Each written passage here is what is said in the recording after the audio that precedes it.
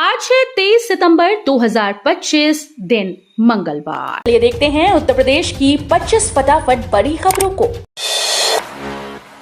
UP में शिक्षा मित्रों और अनुदेशकों को मिला मानदेय, सरकार ने जारी की 1.51 करोड़ रुपए।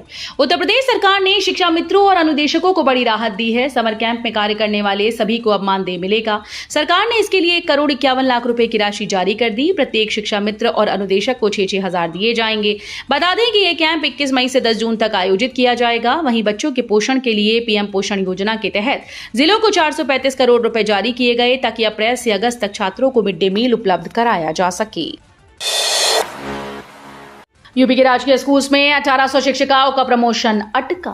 उत्तर प्रदेश के राजकीय माध्यमिक विद्यालयों में कार्यरत 1800 से अधिक शिक्षिकाओं का प्रमोशन लंबे समय से अटका है। नियमानुसार एलटी ग्रेड में 5 साल की सेवा पूरी करने के बाद शिक्षिकाओं को रिक्त पदों के अनुसार प्रवक्ता पद पर पदोन्नति मिलनी चाहिए, लेकिन सालों से प्रक्रिया रुकी हुई है। दिसंबर 2022 में केवल 2 विषयों के 59 शिक्षिकाओं को ही प्रमोशन मिला था।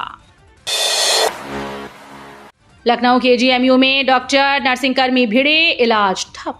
लखनऊ के किंग जॉर्ज मेडिकल यूनिवर्सिटी के ट्रॉमा सेंटर में शनिवार रात रेजिडेंट डॉक्टर्स और नर्सिंग कर्मियों के बीच जमकर मारपीट हुई। आरोप है कि ऑर्थोपेडिक विभाग के 4 डॉक्टर्स ने नर्सिंग कर्मी शुभम राव पर हमला किया। बीच बचाव करने आए टेक्नीशियन को भी पीट दिया। घटना से गुस्साए नर्सिंग कर्मियों ने ट्रॉमा सेंटर के बाहर प्रदर्शन शुरू कर दिया। करीब 1 घंटे तक इलाज पूरी तरह से ठप रहा और मरीजों को भारी परेशानी झेलनी पड़ी। पुलिस और प्रशासन ने स्थिति को काबू किया। यूपी में जाति आधारित रैलियों पर रोक, एफआईआर में नहीं लिखा जाएगा जाति का जिक्र। योगी सरकार ने उत्तर प्रदेश में बड़ा कदम उठाते हुए जाति आधारित रैलियों और सार्वजनिक स्थानों पर जाति का उल्लेख करने पर रोक लगा दी। इलाहाबाद हाईकोर्ट के आदेश के बाद अब पुलिस रिकॉर्ड, एफआईआर, सरकारी दस्तावेजों में भी नाम के साथ जाति नहीं लिखी जाएगी। सरकार का मानना है कि इससे जातिगत भेदभाव और राजनीतिक लाभ के लिए होने वाले दुरुपयोग पर रोक लगेगी। कार्यवाहक मुख्य सचिव ने इस संबंध में सभी जिलों के प्रशासनिक और पुलिस अधिकारियों को सख्त निर्देश जारी किए। यूपी में जाति प्रदर्शन पर रोक, अखिलेश ने साधा निशाना। उत्तर प्रदेश सरकार ने हाईकोर्ट के आदेश के बाद जाति के प्रदर्शन पर रोक लगा दी। अब एफआईआर, पुलिस रिकॉर्ड, नाम पट्टिकाओं और सार्वजनिक स्थलों पर जाति का उल्लेख नहीं होगा। साथ ही जाति आधारित रैलियों और प्रतीकों पर भी प्रतिबंध रहेगा। सरकार का दावा है कि यह कदम जातिगत भेदभाव खत्म करने की दिशा में महत्वपूर्ण है, लेकिन समाजवादी पार्टी अध्यक्ष अखिलेश यादव ने इस फैसले पर सवाल उठाए। उन्होंने कहा कि अगली चुनौती समाज में गहराई से जमी जातिगत सोच और भेदभाव को खत्म करना है। यूपी बनेगा फार्मा हब, नकली और नशीली दवा कारोबार पर सख्त योगी सरकार। मुख्यमंत्री योगी आदित्यनाथ ने कहा कि उत्तर प्रदेश को फार्मा हब बनाने की दिशा में तेजी से काम हो रहा है। उन्होंने बताया कि प्रदेश दुनिया का सबसे बड़ा दवा उपभोक्ता बाजार है, जहां 1.10 लाख पंजीकृत दवा की दुकानों से 5 लाख से ज्यादा लोग जुड़े हैं। सीएम योगी ने चेतावनी दी कि नकली और नशीली दवाओं का कारोबार करने वालों को किसी भी कीमत पर बख्शा नहीं जाएगा। उन्होंने केमिस्ट और ड्रगिस्ट फेडरेशन से अपील की है कि वे ऐसे कारोबारियों को सामने लाएं और जिम्मेदारी निभाएं।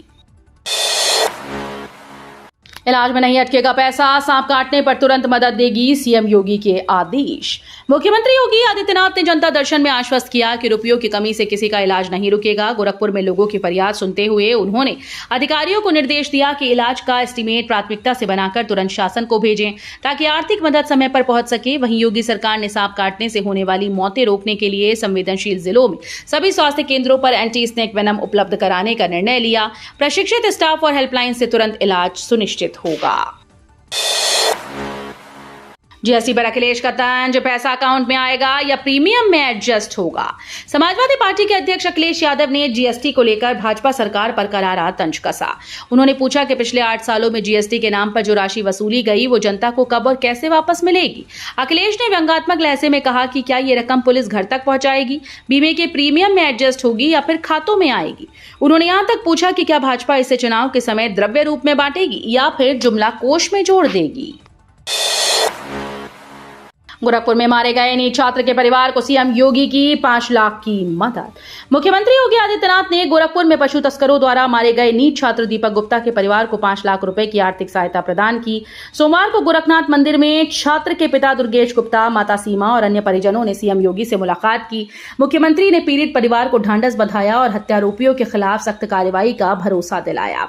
16 सितंबर की रात पशु तस्करों ने नीट की तैयारी कर रहे छात्र दीपक गुप्ता की बेरहमी से हत्या कर दी थी। तेलीबाग और ग्रेटर नोएडा में जाम से मुक्ति, नए फ्लाईओवर और सर्विस रोड प्रोजेक्ट को मंजूरी। लखनऊ वासियों के लिए राहत भरी खबर है। तेलीबाग चौराहे पर 3 साल से लंबित 161 करोड़ रुपए के फ्लाईओवर परियोजना को हरी झंडी मिल गई। कार्य योजना में शामिल होते ही निर्माण शुरू होगा और जाम से मुक्ति मिलेगी। वहीं ग्रेटर नोएडा में तिलपता गोल चक्कर से फ्रेट कॉरिडोर फ्लाईओवर तक सर्विस रोड का निर्माण किया जाएगा। ये सड़क दोनों तरफ 2-2 लेन चौड़ी होगी। अधूरे सर्विस मार्ग की वजह से आवागमन में परेशानी होती थी, लेकिन नए प्रोजेक्ट के पूरा होने से सफर सुगम और सुरक्षित होगा।